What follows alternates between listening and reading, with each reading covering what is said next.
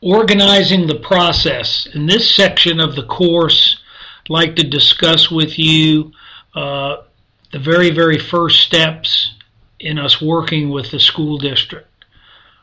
One of the most important things to us is that the superintendent and the Board of Education have a complete understanding of this process before they agree to proceed and sign a contract with us.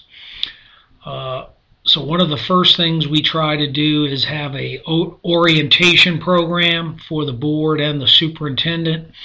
Usually before this, there are discussions with the superintendent and many times the board chair, but we want the whole board to understand that. This usually requires us to come down and do a face-to-face presentation, one of our GSBA staff trainers, or we can even do this via webinar. But again, we think the orientation is time well spent to give superintendent and board members an opportunity to ask questions and to have a good discussion amongst the leadership team.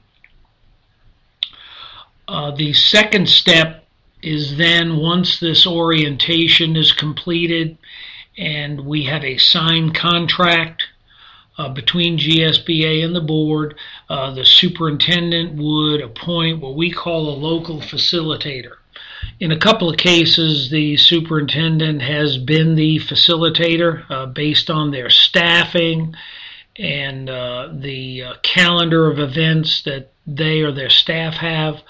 But in most cases, there's someone we at GSBA or GLSI can call at the local district when we have questions or when we need to share information. We know how important and busy a superintendent schedule and job is, and so we want to be sensitive to not taking a lot of valuable time from them in carrying out their duties. So we usually encourage the local district to appoint a facilitator.